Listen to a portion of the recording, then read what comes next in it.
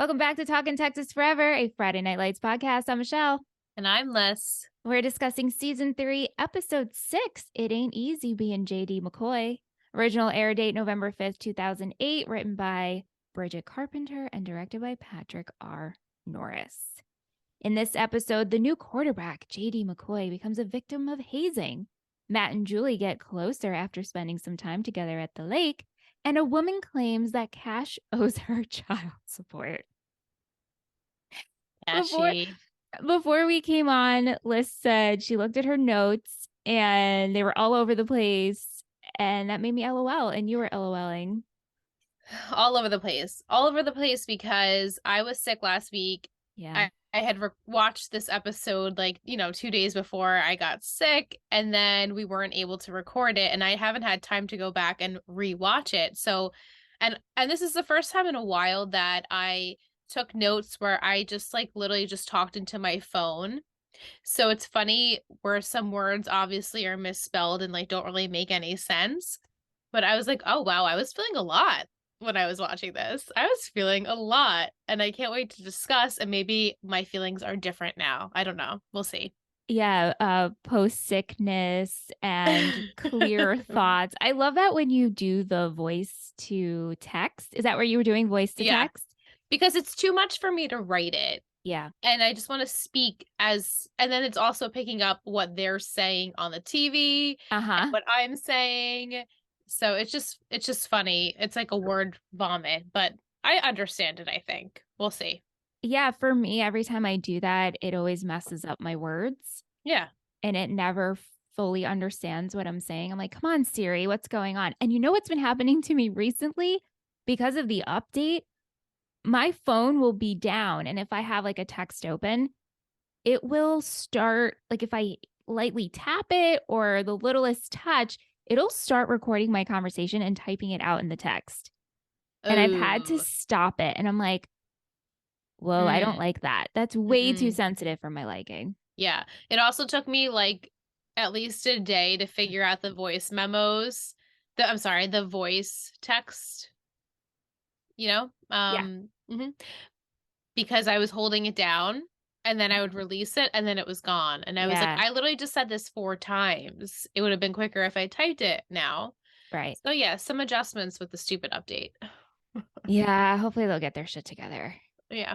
Yeah. All right. So let's talk about this hazing situation. It's part of being a new Panther. So the older players enlist JD and the newbies to do the naked mile. Did you ever have to do anything like this? We didn't go away to college. Me and you live the same experience. So no, I guess this is a thing. I don't know. No, we didn't have to do anything like this. I didn't do anything like this in high school or in college or post. Nothing. Did you?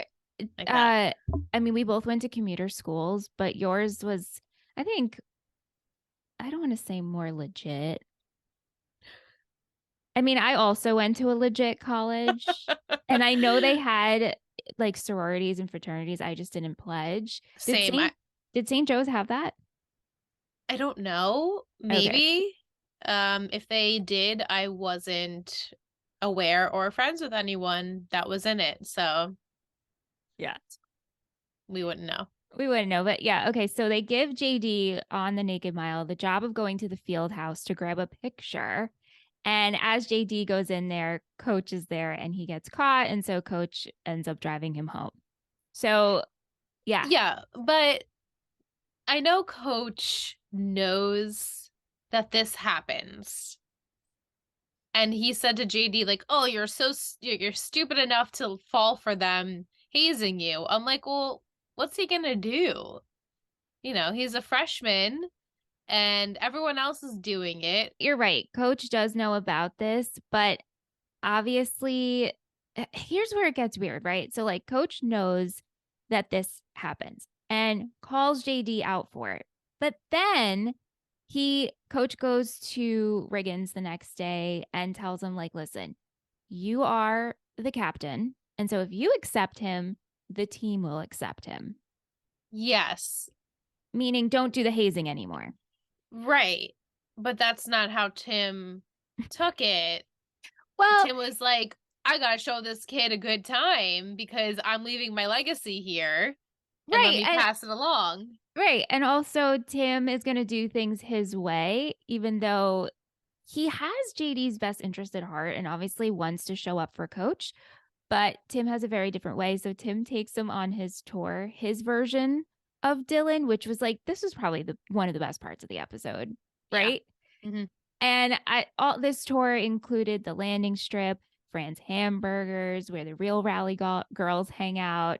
He's like, I hope you know what that means. Uh, he tells him, go to this bar if you ever need a drink. Lisa lives down the road. You'll know when you need You'll her. you'll know, Lisa. It was really good. Then Just Tim, he tries looking at my again notes. to get JD to come out to his first game. I mean, after the first game, and Joe interferes in the locker room, which is super awkward.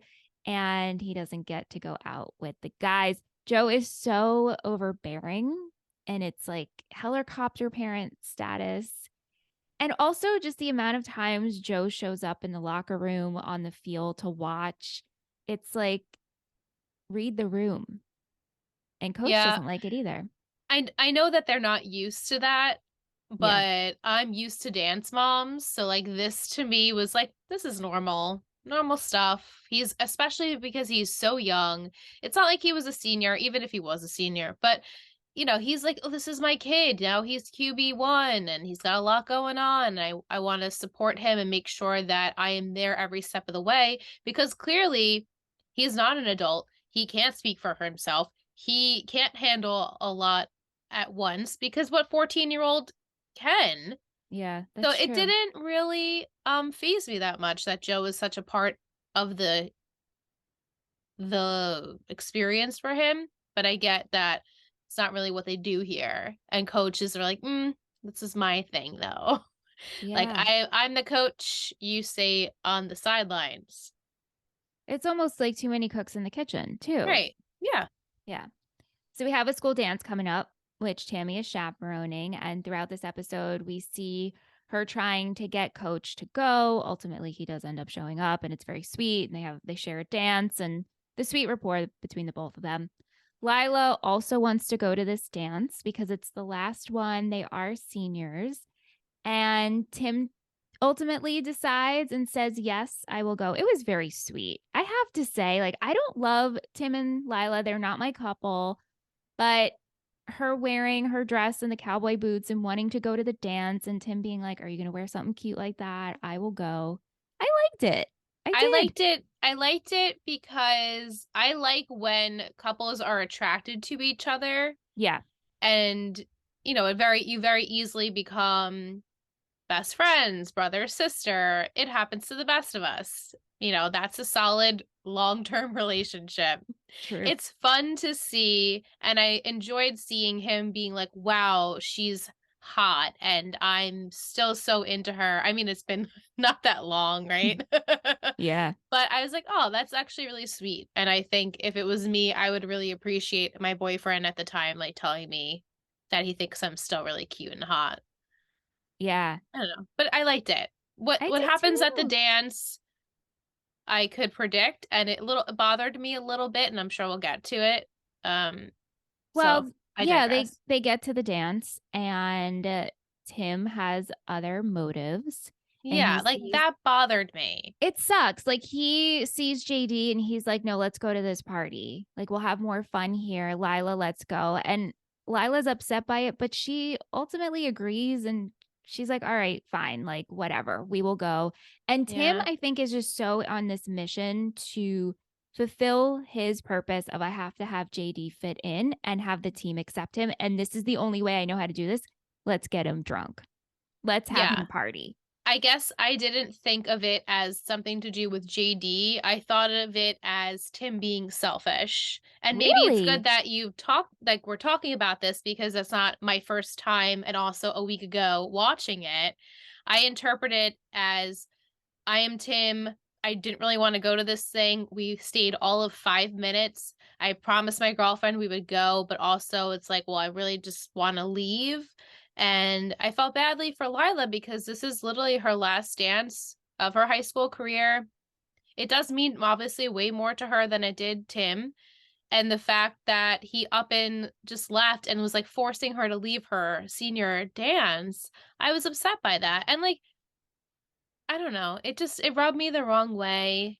And then when all is said and done, they go to a party, which yeah, great. We could have went to this party a little bit later on after you guys had a couple punches and had a couple of slow dances and just appeased your girlfriend.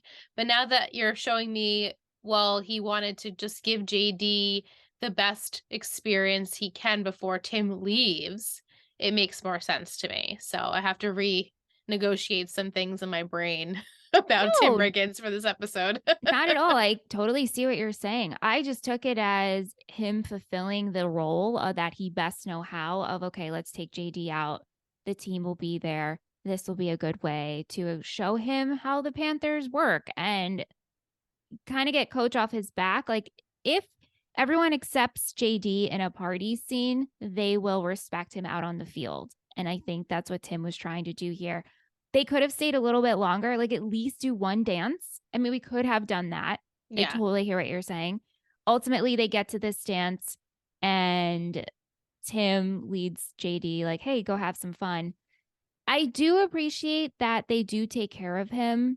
Like he does get too drunk, he gets shit faced. Yeah, And his first time. first time you get real But Lila and Tim clock that they do care for him. They do take him home. We don't see what happens at home, but we do see the next day in church where Joe goes up to coach and has JD apologize for getting too intoxicated and how this is going to affect him on the field, which is so uncomfortable. Yes. Was it manipulative of Joe to have done that? I don't know. It felt like what everyone has been telling me about Joe, and obviously I don't know him all that well, that this maybe is like for ulterior motives, bringing it to coach's attention because he wants something from this situation. He wants Tim kicked off the team or something like that that will benefit his child. I was thought it was interesting that he made him apologize to coach though. And JD was like, "Yeah, I'm really embarrassed and I'm sorry that I let you down."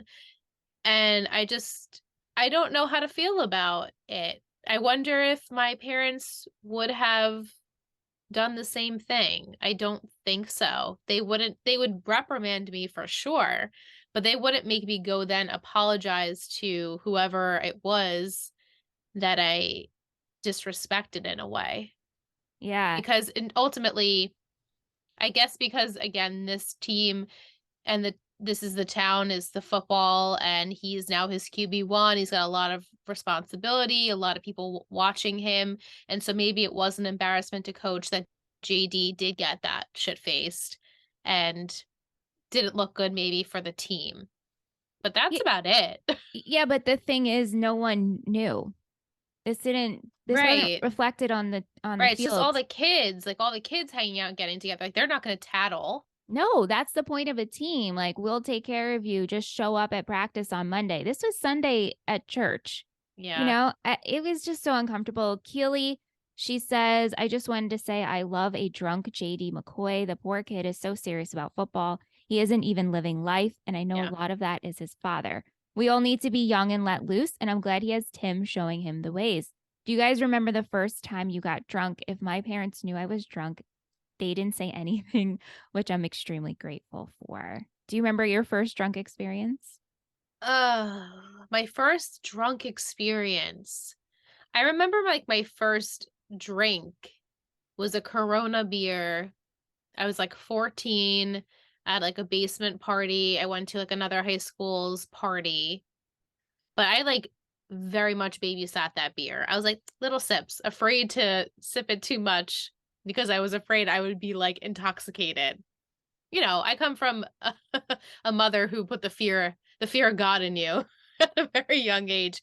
So I was afraid to really, go there with the alcohol. So I don't really remember my first like really drunk experience, even though I've had quite a few in my lifetime.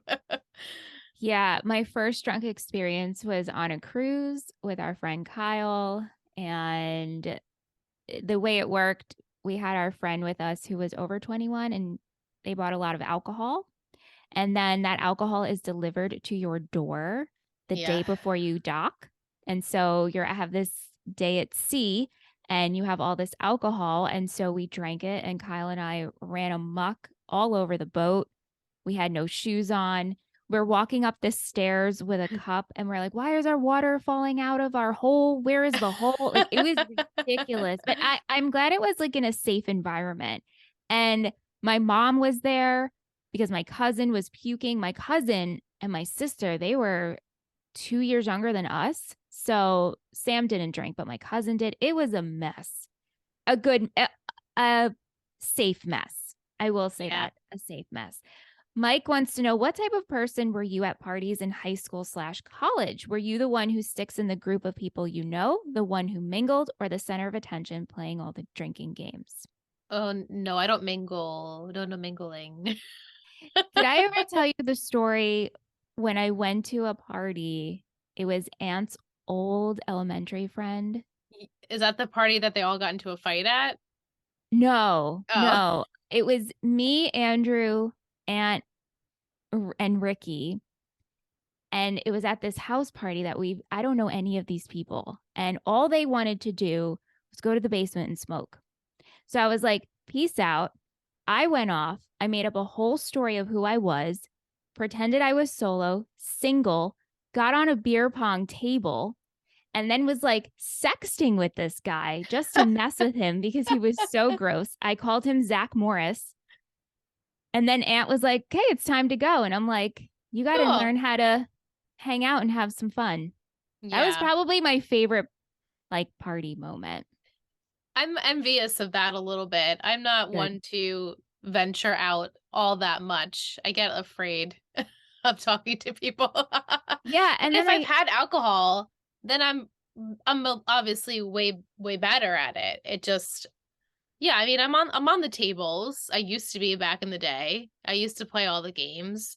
I love games. Drinking games are a blast. yeah, I think now whenever I have a party, it's the same people. And so we all mingle with each other. It's the same mingle. We're all the mingle. It's the same mingle. Exactly. It's the same mingle for like 25 plus years. I know. There's a great comfort in that. But Definitely. that party though, I was the sober one.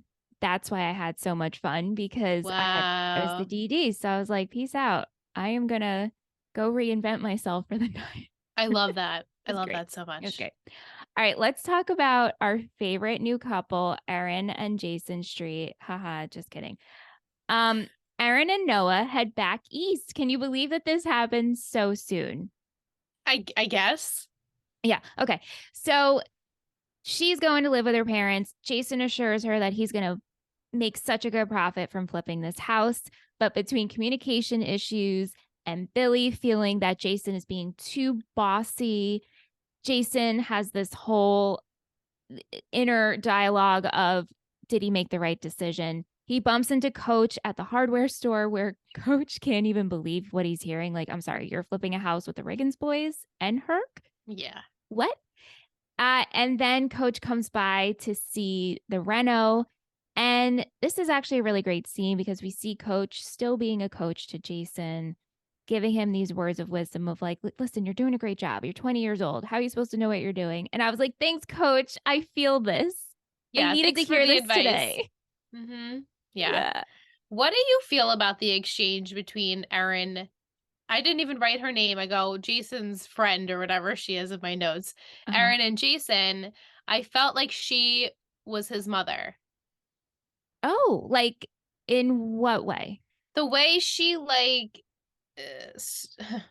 for lack of a better term, stood over him in a way Well, where I I know, mean, but in a way where she was like, "This is my kid. We're going. So sorry." Like, kind of just, I don't know. I don't feel any passion there, not whatsoever. I feel nothing for these two. And you know how much I love Jason. It's not Jason. And you know what? It's not Erin either. It's just these two do not mix. They just don't. In my eyes, I feel absolutely nothing for them. I feel terrible that Jason now has to go travel to see his son potentially. Yeah. Well, But also, how about we open season 3 and just give us a little bit of Erin and Jason if we're supposed to ship them? right, I would like to know her more, and I don't. I know Yeah. Jason well enough now, but I don't know her, and I don't feel like she's a good fit for him. And I feel badly that he feels like he has to settle Yeah. for that because she has his baby. I don't know. It's so hard because I feel the same, but again, watching this after you said it, but I also know what happens. It's it's like I don't know if I feel bad for Jason because I don't think Jason feels bad that and thinks he's settling. No, I know he doesn't. I just am watching I it as a know. viewer, and I'm like, I no, no, agree. dude, that's not the it. That's not it. It's not it. It's not it. And they No. like tried to have that like passionate kiss moment, and I was like, ugh, it just wasn't for me. No. No for me, dog. It's a No, no I for mean me. it is really sweet. The boys end up arguing about the pricing and they overhear Jason singing to Noah over the phone. Oh, It was so sweet. Like he's just we love him with this baby. It's just weird with Erin. I don't know. yeah. It's Yeah, it just is. weird. It's just Yeah. not a good dynamic. Yeah. And I don't know if it's just the personality of Erin. If we got someone who was a little bit different, then maybe it would feel different Yeah. I for agree. me. I agree. Yeah. Grandma Saracen, she's not happy about Matt being QB2 and gives her peace of mind as they bump into Coach and Julie at the supermarket. But as she ends up saying, it's really hard to be mad at you, Coach Taylor. So Oh, things are okay. Matt and Julie end up skipping the dance. They hang out at the lake and they share dinner by the fire and they have veggie hot dogs, which I just had to make note of that. I thought that was great. That was great. And then they make out and spend the night together. Did they sleep together? I think so, but also, where's the protection? Where's the protection? You know, you Where didn't have the protection. Where's the protection? And also, your parents are not worried you're not home. You're leaving I grandma know. by herself. Well, I guess Shelby. Shelby maybe stop by. She doesn't live there. I was thinking the same thing. I'm like, where the fuck do these parents think that they are? Especially Tammy, who's very much on top of Julie. But Julie just has that attitude, like, I don't give a shit attitude. She doesn't care if she walks in at 3 o'clock in the morning. Tammy will reprimand her. She doesn't care. But this was what it wasn't random, but it was abrupt for me. I was like, okay. We're like jumping into like rolling around on the ground. But did you like it? Because I liked it. I like these two together. I'm impartial. Like I feel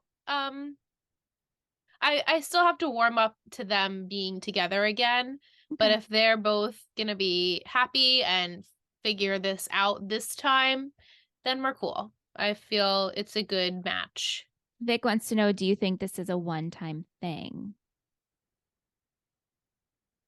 Um I mean, they exchanged glances at church the next day. they did. They did. They were like, "Oh, we liked what happened." Hey. Whatever that may be. I mean, granted, you don't need to have intercourse to do things, so they could have done something.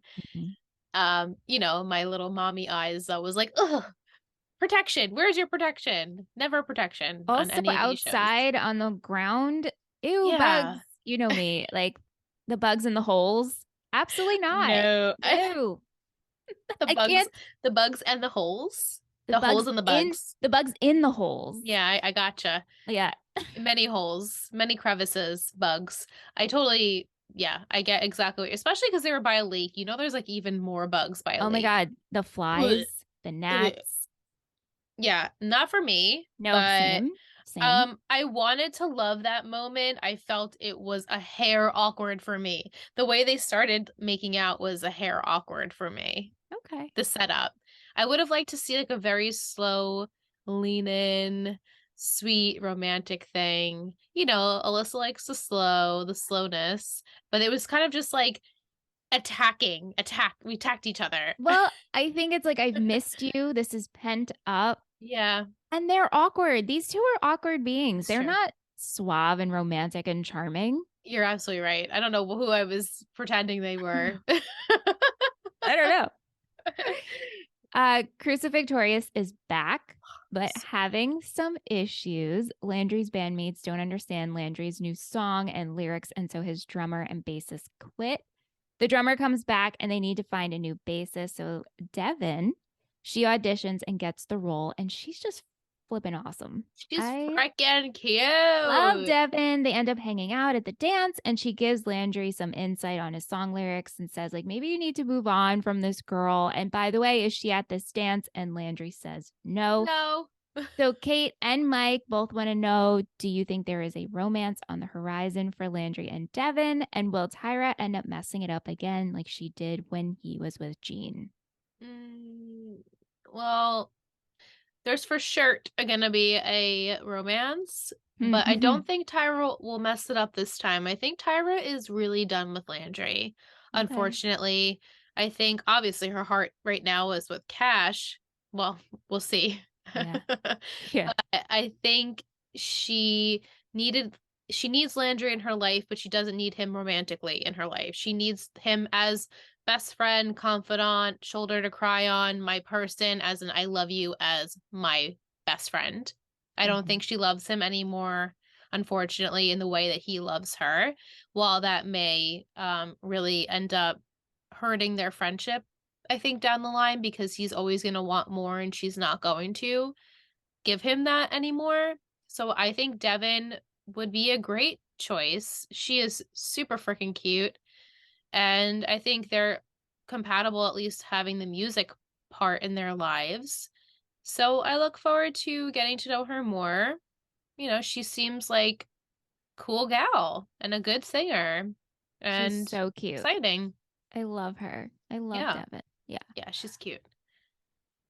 Tyra, she does a great job setting up the dance. She was given this role, but she's left sad when a woman shows up to her house demanding to see Cash and says that he owes her child support.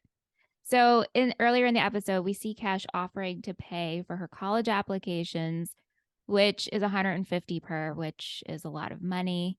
Mm-hmm. Angela is impressed by this. They were out all shopping for a wedding dress for Mindy. Mindy has some choice fashion moments. Tyra says, Yeah. Mindy, I love you, but I can see your crack. I rolled. That was It's the so greatest thing I've ever funny. heard. The greatest Oh thing. my gosh, it was so funny. Kate wants to know, would you have accepted Cash's money to help pay for college applications? Under what circumstances would you accept financial help from someone you were dating? When you're married to them. Yeah, good answer. Even now, I'm like, oh, I don't want to take any money from you. That's my Same. money and that's your money, and we have money together. Yep. But I'm Same. also 33 years old, so I can't relate to being 17 and having a boyfriend that has just some cash lying around, literally. So, I definitely would have not have taken it from him, and if for some chance he like slipped it into my bag and I didn't know or something like that, I was still, I think, immediately would have given back to him, because I would not want to owe someone money, and especially someone who is my quote boyfriend. I guess so. I guess they're boyfriend and girlfriend. But the fact that Tyra is student body president, is that her title? Or Yeah. she Mm-hmm. and this is her baby, is having to make this dance up, and then Cash doesn't have any decency to even attempt to go with her. Like, this was her project. This is a big thing for her. And he says, yeah, I'm not really interested in that. If you really cared, you would make an effort to go, even though it sucks and you're a little bit older, which, by the way, Zach Rohrig does not look older than any of these other people. They keep referencing him like he's so much older. I'm like, he looks 10, but whatever. Maybe give him a little scruffy scruff. I don't see it as him being this like older guy. Well, he's friends with Billy and they went to school together. Right. So And how old is Billy? I don't Late know. 20s If or that early maybe 30s? mid 20s. I don't Really? because if he was late 20s, early 30s dating a high schooler, It Tyra, wouldn't work. It wouldn't that is work. so inappropriate. And that's why he definitely shouldn't go to the dance. That's Absolutely true. not. That's true. So also he's just so far from high school life. He's like I'll hang out with you after. Yeah. You're And right. I didn't put that into perspective as yeah, like he is actually older than I think he is. yeah, I think so. Just inappropriate. Mm. We haven't talked about how inappropriate the aging is. I Oh, should try well, to see if the whole thing is yeah, the ick. But that's the good way to describe it. The whole thing is the ick.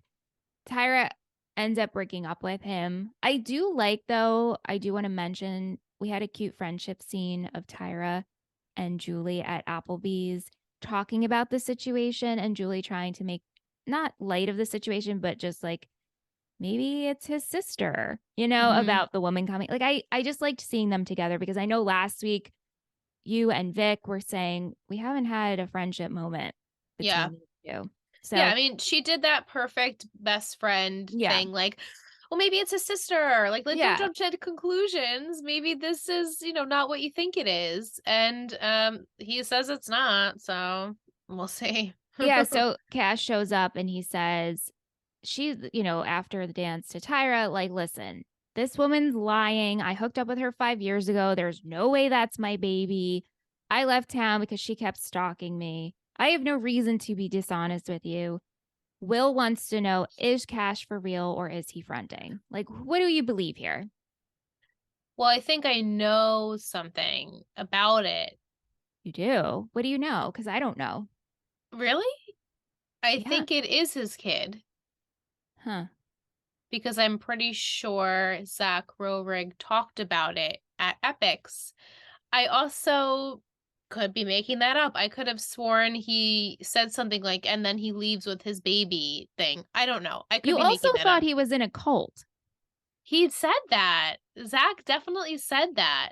But I maybe he don't meant it as remember. if, like, the cowboy life is culty. Maybe he meant it in that way. I don't know. I guess maybe I misheard.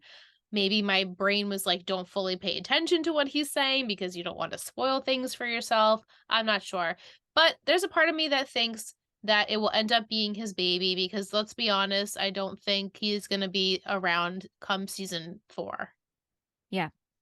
And he's going to have to go, and Tyra and him are going to have to break up. That's my prediction. I mean, it's a great prediction. I Thanks. I'm trying to remember what happened. I only watch a week ahead. Right. So I So don't know, it's as new to you as it is to me. especially that part. I have no effing clue. Barely remember Cash. Anyway, all right, let's go into our segments. What was your favorite quote of the episode? It was, um, oh, Mindy, I love you, but I can see your crack. I have it's hard to be mad at you, Coach Taylor. Lorraine said that. I also loved, I don't want to hang on to anybody. And that was Tyra. And I'm like, girl, listen to Ooh. your words. Yes. Yeah, follow that intuition. Mm-hmm. And even when she shared it with Tammy, Tammy's like, I'm so sorry you're hurt. I don't want you to be hurt and upset, when she shared it with her at the dance. Yeah. Right. She's like, I didn't want that to happen. Yeah. Like, I wasn't rooting for that to happen. Yeah. Just sucks that, of course, it had to happen. Yeah. Who is your MVP in this episode? A week ago, Alyssa picked Matt. Really? I think because he finally was like, I'm ready to explore something new, not be QB1 and have that persona is all I know. And then him being bold enough to be like, hey, Julie, you want to like actually like, didn't say it, but like basically go on a date again with me, and then made the moves, or they equally made the moves, I guess. I don't know. I guess I was proud of him a week ago. Okay. I chose Coach for giving the speech to Jason and also the sweet moments with Tammy at the dance. I Yeah. really appreciated him this episode. He finally got there. Yeah, I know. I know. Who was your shittiest? Who was last week Alyssa's shittiest? Last week, Alyssa Shittiest was Tim. Okay. I All right. thought he was being a little selfish and very childish, and I was looking to see a little bit of a different side from Tim, being that he's going to be a graduating senior. We Mhm. need to like wake up a little bit. Wow. I chose Mhm. Joe for being this overbearing, cringy parent. We had votes for Joe and Billy. Okay. For Mhm. Billy not listening, and then Yeah. when Billy stapled the gun into Oh his head. yeah. Oh, that sucked. Oof. Oh gosh. And how about I think it was Billy who was like, "Why'd you give us the upstairs job to Herc and Um, Jason?" I I had that in my notes. I was like, that whole exchange was hysterical. Oh my When god. Jason's like, I'm just gonna pretend you didn't say anything like Yeah. that. Yeah. It was so good. We're gonna move on from there. Just the five of them flipping a house should just be a It's comedy. perfect. It's I would like to have seen is it that fun? more. Four of them. Four of them, Four of sorry. them. Four Yeah. of them. Yeah. I would like to see more of that and the tag team and the goofiness than anything else right now. I really Yeah, enjoyed that. I agree. I absolutely agree with you. All right, Coach's Corner. What was your favorite moment with Coach or Mrs. Um Coach this episode? I did have the It's funny. My coach's corner a week ago was Coach talking to Tim about how he needs to step up and how he's not going to be a Panther for much longer and to treat JD and the team with respect. But now I'm thinking it's probably the conversation between him and Jason. I mean, both are good. Both are Yeah. good. Yeah. I do want to give a shout out. Let's go over to our Betties. I want to give a shout out to Kate. She wrote us a very sweet email this week, Hmm. thanking us for the podcast. And I just really enjoyed her words. She always reaches out to us every week and she gives comments and questions. And she's actually going to be our guest patron next week. So I'm Woohoo! very excited about that. Also, want Same. to wish Lisa a very happy birthday on the 12th. Oh, the love girl. Happy birthday, Lisa. But Liz, who is our booster of the week? Who are we supported by? This week we are supported by our forever friend Jess. Jess. It's been a long time that I've represented her on the platform. She's also coming back into the swing of things of listening to the podcast again and catching up. And it's just so great to hear from an old friend, literally our forever friend on Total Betty. She is so sweet. We have had the pleasure of meeting her a few times now in our long journey of podcasting, and it's just always great when we get to catch up with her, and we appreciate her love and support. Just wanted to say thank you, Thank you, friend. Jess. I love talking the White Lotus with you. If you're watching the White Lotus, DM us on Total Betty Podcast Network on Instagram. I will I talk to you guess about I it. have to watch the show. Yeah, I it's thought you weren't liking it at first. oh no. I've always liked it. I just Oh, necessarily didn't understand what the hell was what's going happening. on? Okay, Yeah. gotcha. Yeah. Oh, it's good. It's real good. Do you get the Theo Jamesness now? Do you get it? No? Uh yeah, but like he's not for me. Wow. Yeah, I mean, Is he listen. Australian in the show or no? No, no. Oh, well. I recognize that he is a very good looking person. Mm, Yeah, he is okay. a very good looking person. They're All all right. very good looking people on this show, It's true. as Actors. as per usual, as per usual. All right, Liz. Do you have an emoji to pair with this episode? I have beer, Sure, we could do beer. just because JD gets very drunk. Drunk. Very drunk. Yeah. So what you can do is you can stick that little beer emoji in an Apple Podcast review, perhaps like cheers to these girls for recapping and Yeah. doing the Lord's work. And I appreciate their companionship. You could send it to us on Instagram, Total Bay Podcast Network, or in the Discord or through email. Either way, we just want to know that you listened to this episode and it means the world to us. And if you leave us a review, you become the Panther of the Week. And who doesn't want to be the Panther of the Week? Totally. Just a thought. Yeah, for sure. I'm pretty sure we've used beer before, but that's okay. We can That's reuse all right. emojis. It matches It's this just episode. cheers. It's just cheers and all around. Exactly. Okay, Liz, I'm going to give you the title for next week along with a quote, Yes. and you can make some predicts. Okay. Okay, so season 3, episode 7, Keeping Up Appearances. And the quote, dude, we're trying to shoot a video, man. Billy. Are you shooting a porno? Billy and Mindy are shooting a porno because they need money for their wedding. And so this is the only way they're going to be able to get some funds, which I am highly interested in. I think this is going to be hysterical if I'm even anywhere close to being right. And I guess, or maybe they're doing some sort of like trailer for this home that they're flipping where they're gonna show potential buyers that all the work they've done, something like that. When do you think this house is going to be done? We're on episode. We'll be on episode 7 next week. Maybe soon. Maybe next week. Okay.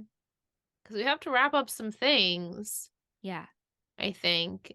I'm so intrigued about Jason Street. I'm so intrigued. Like, what's gonna happen here? I'll tell you this. Next week we get some things for Jason Street. I look forward to that. Yeah. I wish him all the best. I hope it all, I'm sure it will all work out for him. I just Yes. wonder what that all working out is. Daddy, where the baby? I'm so, my feelings on that are very wishy-washy. I just Yeah. don't feel that whole thing. While I want him to be a father, it's almost like he doesn't really he doesn't really need Erin in that situation. Sorry, But he Erin. kind of does. He But kind of he does. kind of does because it's, the Yeah. baby is with her. Maybe I was gonna say maybe he'll fight for custody, but honestly, it doesn't seem volatile. Like they're not. It's not on that level. And from what everyone has been showing me, I think they'll probably end up being a nice, big, happy family. It's just how do we get there? Does he move um, out east with her and start some fancy schmancy career in, I don't know, let's just say like New York or New Jersey or Connecticut? Okay. He'd fit well in Connecticut, I think. Yeah.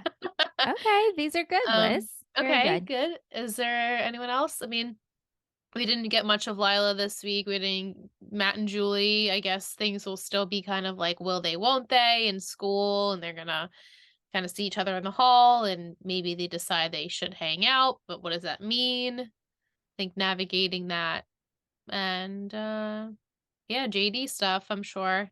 Yeah. JD McCoy. JD I still am not McCoy. bothered by this kid. He's We'll see. okay. We feel for him. They do a good job, Yeah. I think. Like here we go, right? Here's a slow build of building the character, right? For story. And then you have the Erin where we're like, we're not actually going to build for her because she doesn't matter. Exactly.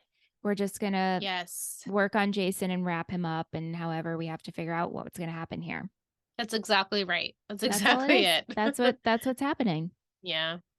Yeah. We do have Will's football poetry corner at last but not least. Fingers snapping. Debut. In a quarterback's debut game, all eyes are on him and his performance. JD debuts for the Panthers and wins by 2 touchdowns. Afterward, Dylan has their version of the debutante ball, replete with some drinking and shenanigans. I guess Orange County isn't so far away. Which, you're right, Will. We did not talk about football at all in my recap. Yeah, JD did great. And that's why Tim wanted to take him out drinking, as I talked about Oh after yeah. the game. Sure. Yeah, but it was fine. So, but yes, thank you, Will. Thank you, Will. Appreciate you always. Thank you so much for always sending your beautiful little blurb for the end of our episode. We appreciate it. Totally. Thank you so much for listening this week and downloading and following and messaging us. If you want to be a part of the show, send us an email at talkintexasforever@gmail.com. We'll be back next week for season 3, episode 7, Keeping Up Appearances.